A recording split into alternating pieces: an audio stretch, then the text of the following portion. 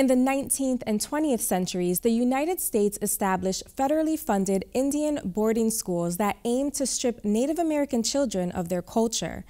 According to historians, hundreds of thousands of indigenous families were forced to send their children to these schools, where many suffered physical, sexual, and cultural abuse and neglect.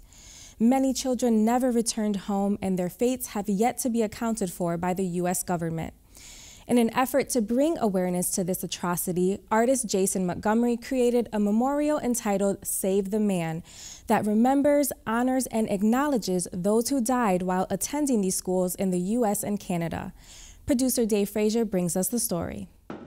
California native Jason Montgomery is a visual artist, poet, and playwright.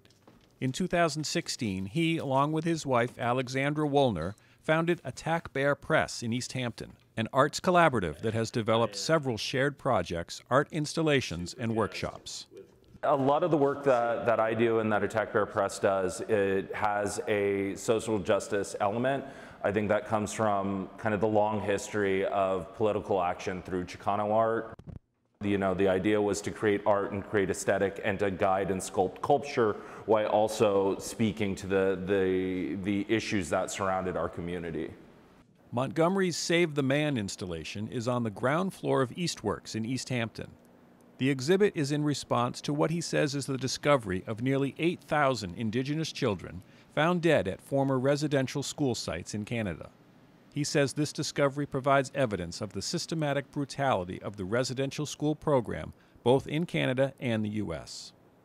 There was a famous quote in the U.S. around the policy dealing with Native Americans and kind of the U.S. governmental philosophy around how they would interact with natives, and that was save the man, kill the Indian.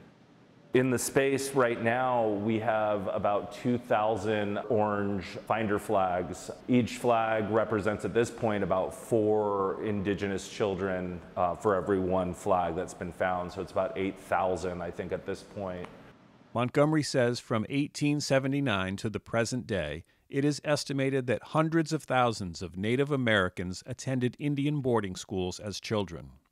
The brutality at these schools was centered around disassociating the children from their native culture and from their native identity, from stripping that aspect of who they were away from them so that they could be reconditioned to exist kind of outside of their community.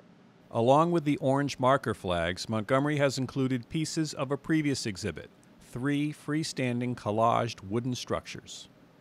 It was a 3-dimensional structure at first, and for this project we wanted to break it apart, really start kind of disassembling this thing that masked the real horrors that Native and Indigenous people deal with and are still dealing with, because this is a very contemporary trauma. Visitors to this memorial are intentionally blocked from entering the space. Viewing can be seen through windows. People who do visit the memorial are asked to share their feelings by leaving a word or phrase in the boxes provided, or leaving a message on the glass door.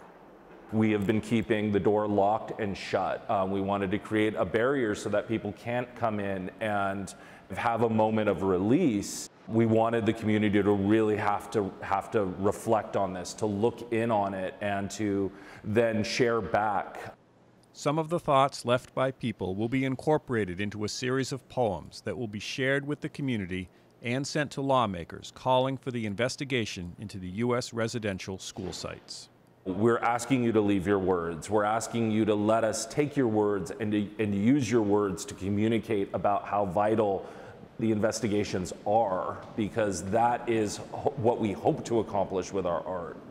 A lot of what I do is drawn to this idea of how can I activate the community? How can my work move people to action?